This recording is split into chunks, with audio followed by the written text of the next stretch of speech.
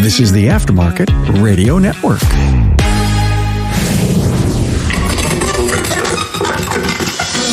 Carm Capriato here. Hi, how are you? It's the Automotive Aftermarket Podcast Guy bringing you part 2 of our Technician Outlook series with Jake Sorensen. You know, we hear the perspectives of business owners all the time, but sometimes it's important to gain the perspective of technicians as well. See things through their eyes instead and find out what retains them as employees and how to continue to challenge them in productive ways.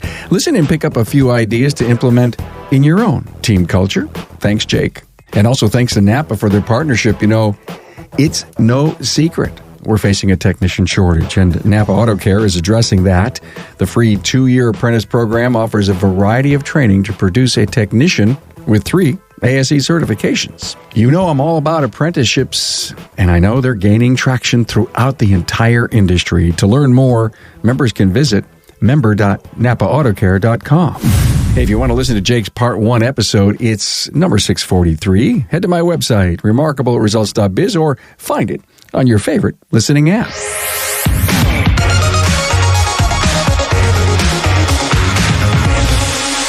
Hey, I'm honored to have Jake Sorensen on again. Hey, Jake. Hey, Carm. How are you?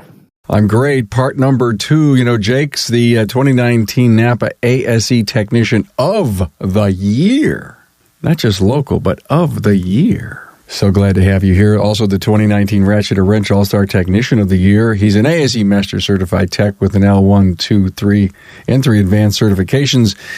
And needless to say, the shop manager and diagnostician at McNeil's Auto Care in Sandy, Utah. Part 1 was episode 643, Jake. And we talked, I titled it Technician Outlook, but we talked a lot about apprenticing then, which is near and dear to my heart and even closer to yours. And thank you so much for all that you've done. I wanted Jake to come back because we don't talk about technicians enough. And from Jake's perspective, in having grown 4 or 5 apprentices so far and working so closely with your team, what do you hear from them? You know, what do they need? What do they want? What makes them happy? What makes technicians tick? What makes technicians stick around? I want to talk about that. Every technician's a little different. You know, there's not one secret thing that you can start doing to keep them happy. We found that there's a lot of little things that you have to watch and monitor. One of the big keys that I've found is pay attention when you're interviewing technicians. They'll usually tell you why they're leaving the shop they're at. And those are some pretty good clues as to what things you need to be monitoring in your shop. You know, if they're leaving the last one because things were a certain way, they're probably not going to stay at your shop if you're doing it the same. I find that so interesting. The person tells you the reason they're leaving and you say, ooh, that's going to hurt. Exactly. You hear all the time it's pay. You know, the only thing they care about is pay. Well, I mean, obviously for all of us going to work every day, pay is a big factor, but that's not the only. And in a lot of cases, it's not the most important necessarily. If the pay is reasonable or they're worried about work environment. You know, what opportunities are going to be available to them? And one of the big things I hear all the time from techs leaving other places is the equipment's not maintained. It's not safe. We don't have the equipment we need. You know, I can't work on the cars that they're bringing in. They're asking me to get these things done, but I don't have what I need to do it. Well, that's a big hot button. I think in my experience, that's probably the number one. When we have techs that have been with us for a while, that's something I hear all the time is, I just really appreciate that the equipment works. You know, it's updated, it's safe to use, you know, things like that. That if you're one of the top shops, you probably don't think about that. You take it for granted.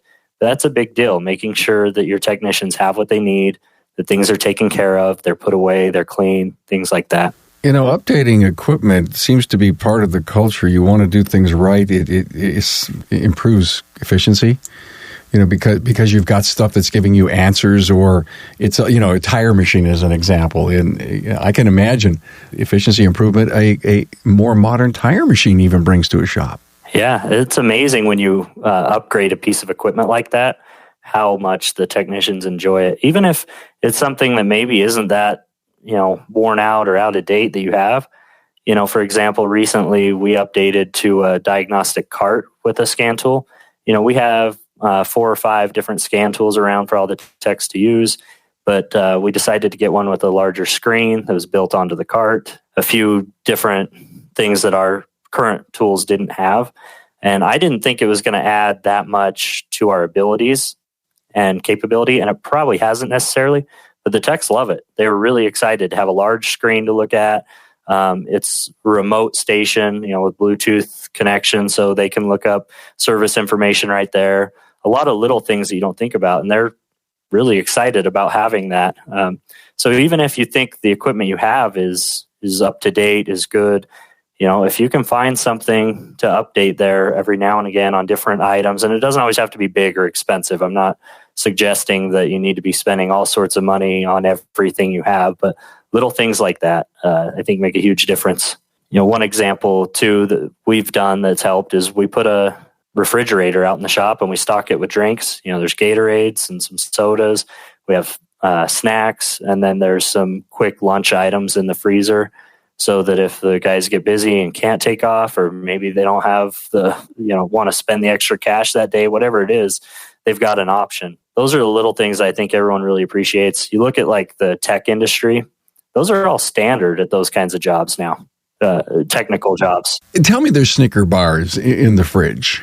They don't last long. It gets stocked with Snicker bars, but you better get there fast. Can you imagine? Here's lunchtime. I have been so busy I forgot my lunch, but I'll take a Snickers and I'll work for the rest of the day. I know.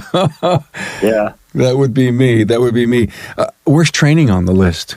Training's a big one for us. I know we kind of talked about that in the last episode, but I love to offer whatever kind of training we have, whether that be sending technicians to something, offering evening classes that they can go to, or doing our in-house training.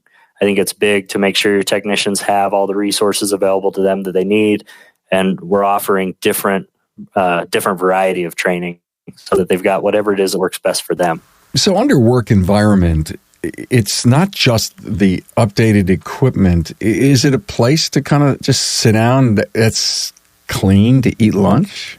Talked to other shop owners about this before, and I think the impression is always that I'm saying you've got to have a huge, nice, brand new facility, and that's not at all what I'm saying. Have a nice couch somewhere, a clean table that they can have lunch on. Have a little break room or rest area that they can hang out at. Just little things like that the technicians have available to them to make their job a little easier, give them an opportunity to relax. I think they make a big difference. I think so much of it has to do not only the amenities themselves, but the ambiance. It's a place you can go and crash for. I don't know if you give a half hour, an hour for lunch. Now, this whole opportunities for progress. Are you talking about obviously a C Tech and a B Tech up to an A Tech? What happens when you've got a high quality diagnostic only tech? And maybe we should talk about that. But is there room for improvement there? Yeah. We've had some technicians in the past that have worked for us for several years. They've kind of topped out at pay. They've topped out with certifications, things like that. And they've come to us and said, I'm at a dead end. I have nowhere to go now. And, when I first heard that, I thought, well, you're at the top of your career. That's where we have to go. There is no progress to be made here necessarily, other than keeping up with the technology and learning new things. But as I stopped and kind of thought about it more, I realized that everyone wants to be working on something and getting better and have a next step and have goals. You can't just be coming in doing the same thing every day and just maintaining, the certifications you have and maintaining the knowledge base that you have. So we like to work towards things like becoming a better diagnostic technician or whatever it is that we're struggling with to advance in that area. And generally, for us, that's led to diagnostics. That seems to be the big one that everyone can always learn more on and become better at, which eventually segues into kind of a dedicated diagnostic tech, which I think we're going to talk about a little more. Well, you said, you're at the pinnacle of your career. It doesn't mean that they can't earn more money, does it?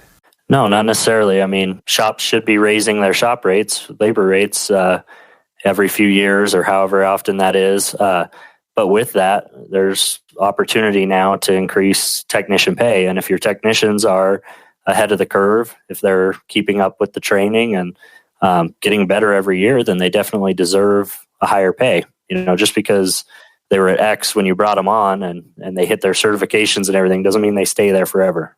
You said raise the labor rates every 1 or 2 years. Well, I just want everyone to stop for a moment and realize that lumber's up 90%. That, maybe the chips are starting to flow again, but the fact of the matter is people are paying premiums for vehicles, are paying premiums for homes. We're paying premiums for food and all kinds of, staples. If you don't stop to realize as a shop owner that you are in an interesting price increase, inflation style, everything around you, and you don't increase your labor rate now, I don't care if you just did it 3 or 4 months ago or 6 months ago, you need to pay attention and you need to do that. And of course, great incentive plans, great bonus plans. Gosh, I would imagine that a dedicated diagnostic tech wants to learn something brand new every day and wants to have the opportunity to always be earning more money. Because if he is at the pinnacle of his career and he continues to be a perpetual student, then he should also have the opportunity to be an earner. Exactly. I think that's a really good point you make, that if you want to offer these kinds of things and you want to have the technicians that are advancing and progressing, there are costs involved. And so you need to be keeping your shop rates, your labor rates, at a rate that you can afford to do these things. That's what's going to help you keep top talent. So what's the latest piece of equipment you guys purchased that the team was just so happy about? So recently we just did 2 fairly large expenses. One was that diagnostic station we got. It's a cart with a screen on it. It's got a lab scope and scan tool. It's Bluetooth and wireless. And so they've absolutely loved that. Another one that we did, it's kind of weird, but it's helpful, is we've got 2 restrooms out in the shop. And, I just thought they were pretty clean and nice and never really gave it much thought, but we decided to put new flooring in and paint them, which right now you can get the little snap together tile flooring for almost nothing. Paint doesn't cost much. And it made these things look so much nicer. I already thought they were nice, but it's really nice. And I know that's little and probably seems kind of dumb, but it makes your day better going into a nice restroom, clean and modern. I love what you just said. I've said this on the podcast earlier, but as an owner, go buy a gallon of white paint and bring it in, set it on your desk, set it on the counter, and just wait for people to say, hey, what's this for? I don't know, but could you do me a favor, Jake, and put it in your hand and just go walk around the shop, take a tour inside and out, and come back to me and tell me where this should go? And if everyone does that, they're going to have that same thing that Jake says. It's amazing what happens when you paint something. $40 gallon of paint can make a huge difference. Go out with your paint. Well, I hear you on that environment thing. It's so cool. Now, do you guys do any kind of team building event to just keep the team engaged? Yeah, we're always doing something different. During the summer months, we do a lot of barbecues. A while back, I smoked some chicken wings. We've got a pretty big staff, so it was 200 chicken wings at once, which really tested my skills on the smoker. Now, did you use buffalo sauce on them at a particular point in time? Was it all barbecue? We offered buffalo sauce, but that was not the hit. I had 4 or 5 different flavors. I'm from Buffalo, and of course, Frank and Treese's Anchor Bar is where they were invented in the 60s. And maybe someday I'll tell the entire story that I know about chicken wings. But yeah, barbecue. What other kind of things you guys are doing? So we do once a year. We have an annual boating trip. So we do 2 nights. We split the team in half, and we go to the lake that's closest to the shop. We grab some Jimmy John's sandwiches and the little box lunch meal things. We run up there, do some wakeboarding, skiing, have a couple of drinks, and then the next night we take the other half of the team and do that. That's a huge hit. Everyone loves that. A lot of those little things like that, I think, really just help them all feel appreciated and know that you care. And it doesn't always have to be extravagant. One thing we've done in the past that's really easy is just to go bowling. It doesn't take very much effort or planning. You just go and let the team bowl a few frames and have a couple of drinks. Yeah, you show up and let the bowling alley do all the work. Yeah. You bring the wives involved in this, or the significant others at all? You know, what's funny you asked that is that I've tried it. I thought that would be a good idea, and I told them, hey, let's invite them. And most of them had no interest. I think it's they kind of want to get away or relax. I don't know. Your people had no interest in having their significant other there. They just wanted this to be a kind of a team bonding thing. Yeah, I was kind of surprised. I really thought we could go do something, go out for a meal and whatever. But there wasn't a whole lot of excitement about bringing the spouses. So. What about family day at like an amusement park where the family and the kids and everybody's involved? Would you ever think of something like that? Yeah, we haven't done anything like that. We do a big event every year for Christmas, our Christmas party. We always have a big meal catered in, and then we have an event. So Pete does a really good job of finding something new every year. We had a hypnotist one year. We've had a magician that did a whole magic act and stuff. We went to a skating rink one year. All of those, it's a family event, so the families are all invited. Have a meal. He gives out prizes and gifts and everything, and those go really well. Outside of that, we haven't done anything necessarily with the families. Hey, Carm here, and coming up, Jake explains why he thinks there will be a divide between mechanical technicians and diagnostic technicians in the future. Hey, it's Carm here to tell you about the best shop management solution for your auto care center, Trax Enterprise. Now, since NAPA introduced Trax in 1989, it's been the industry's leading shop management system out there. Today, Trax Enterprise offers even more of the features auto care center owners want, things like a powerful interactive scheduling calendar, faster and streamlined workflow, multi-shop capabilities, easy pay consumer financing integration, and more. That means you can count on Trax Enterprise to help drive your success today and well into the future. The tabbed interface lets you open and view multiple estimates, ROs, invoices, and purchase orders, all at the same time. You can even place windows side by side, over or under, or drag a tab from another application outside Trax to open another window. One auto care center owner said he loves being able to have 10 to 12 work orders open at once. Enterprise also offers a Microsoft Outlook-type calendar so you can view daily, weekly, and monthly schedules, drag and drop appointments between days and times, and block time to indicate length of work. Punch out to Mitchell Pro Demand is another huge benefit.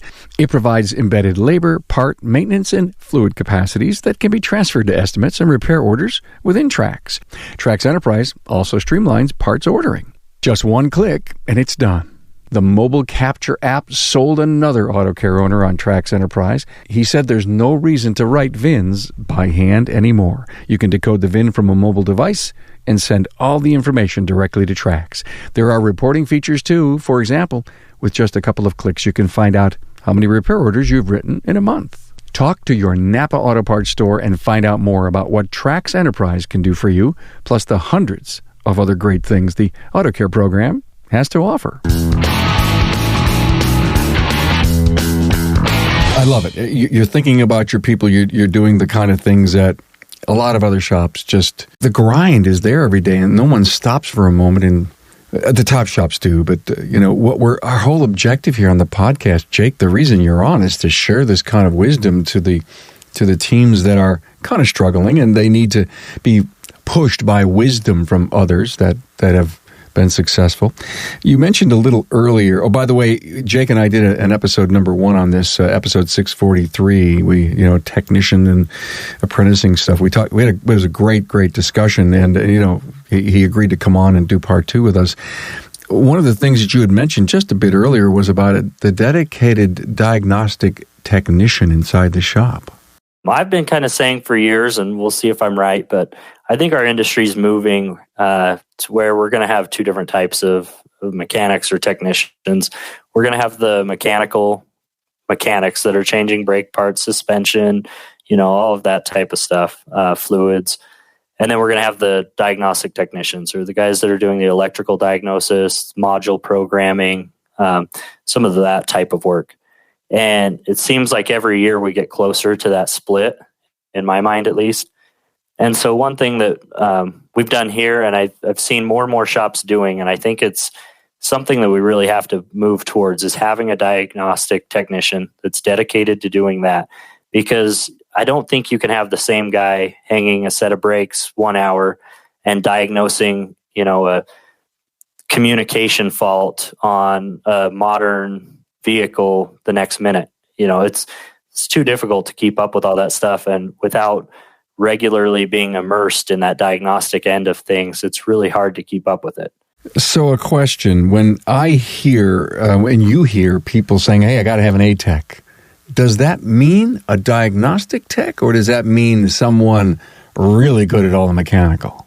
In my mind, when I hear A-Tech, I think more somebody who's very good at all the mechanical. They aren't going to have any issues R&Ring parts, and they can do light diagnostics. So a misfire comes in, they can figure that kind of stuff out. But when we get into some more complicated things, they're going to struggle. They're probably somebody that would be able to figure it out given the time and resources, but might not be the most efficient at that. Okay, I have just a total wild idea. Would you ever take your diagnostic tech and give them a white lab coat to wear?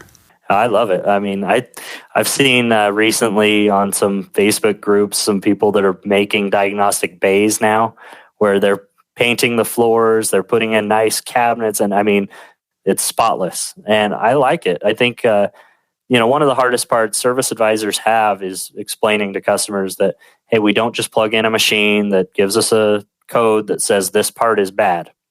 And even when you try and explain that to them, they still believe that is the case.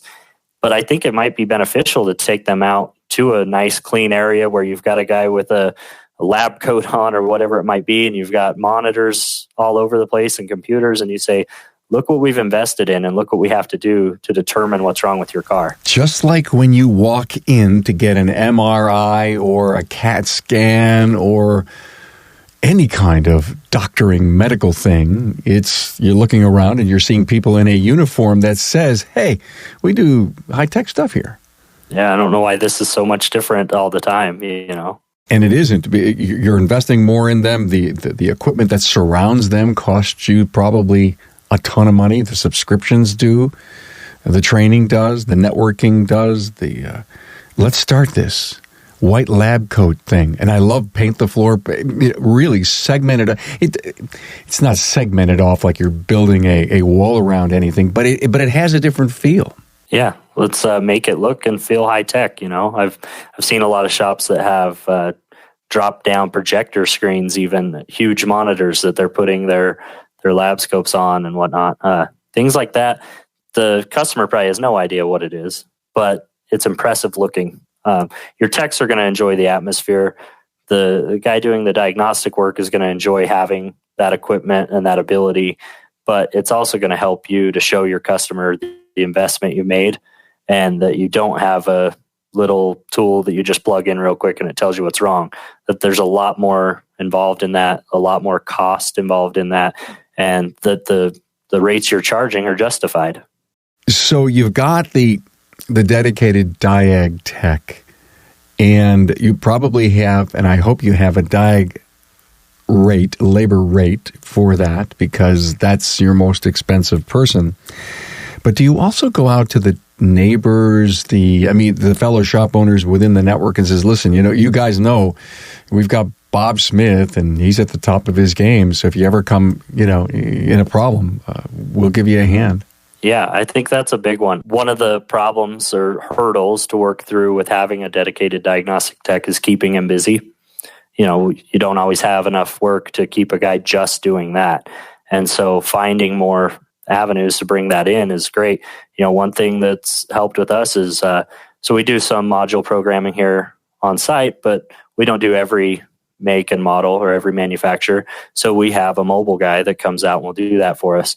Well, I've become pretty good friends with him, and now he's sending work our way. So we've got other shops that are coming here that say, hey, our mobile tech said that you'd be the shop to help us diagnose this problem. Finding those avenues, I think, will help fill that pipeline. I love the mobile techs. I think it's a fantastic cottage industry, and I know so many guys are so smart, entrepreneurial. Would you ever think that you would put a mobile person on the road? We've had some talk about it. I think one of the worries on our end is that for other shops, they don't see the mobile tech as a threat because they're not servicing the general public.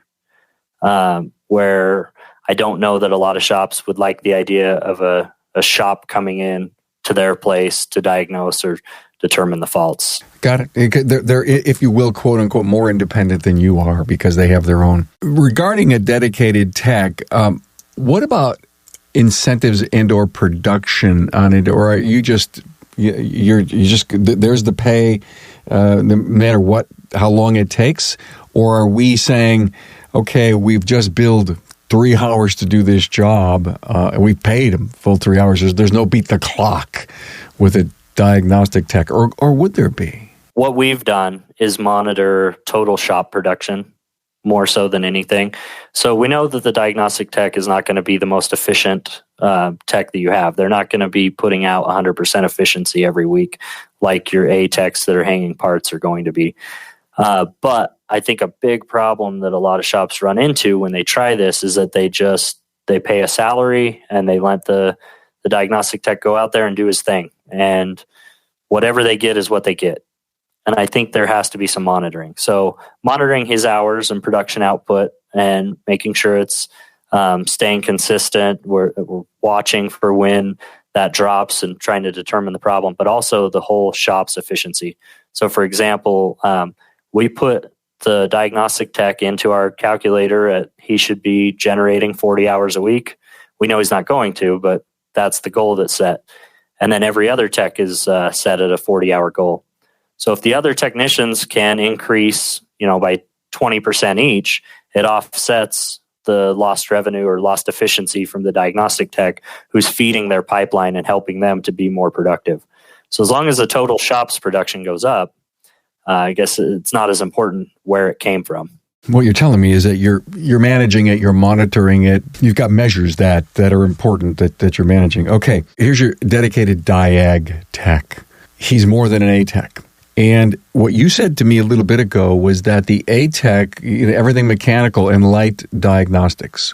Would you ever have your dedicated diag tech teach classes to your A techs? I do that here. Right now I try and do about 3 classes a year for everybody. And I send out a little Google questionnaire where they get a pick from a few topics that I think they'll be interested in most. And then we take the top voted on topic and I teach a class on that. There is regular training that goes on. For example, just this morning, one of our other technicians had a vehicle with a misfire and he was kind of lost at where he was going with that. And I told him, his options are he can pass the vehicle and I'll look into that, or I can help him through and try and determine the fault. And he said, well, I'd like to be involved, so if you'll help me through. So I had him set up the lab scope on a couple of things, and we were able to find the problem in, just a few minutes. And it was a big aha moment for him that this is something worth learning more about and looking into deeper. And so there's training that's happening daily as well.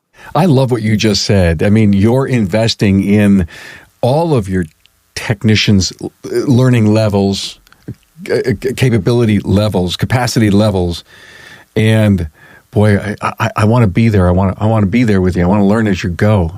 God, you've got the perfect person who could groom and grow in the company for a long time.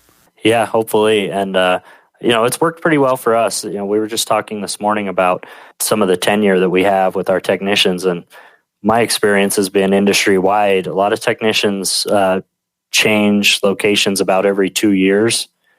And right now, our average technician has been with us for about 5 years. And so that's including, obviously, we have some new hires, but we've got guys that have been here over a decade. And I think a lot of this type of stuff and the ability to continue learning really contributes to that. And no doubt you're training them, you're teaching them, they could leave and go somewhere else, but you're doing the things that retains them away, the right environment, the right culture, the team play that you have. That speaks mountains to the culture of McNeil's. Jake Sorensen, thank you so much for being here. A lot of great wise words. It's great to be a friend of yours and to have you come on the podcast. And we hope that you can come on again in the future and bring us your great insights and wisdom. Hey, thanks, Carm. It's always a pleasure to be on. Thanks for being on board to listen and learn from the premier automotive aftermarket podcast. Until next time.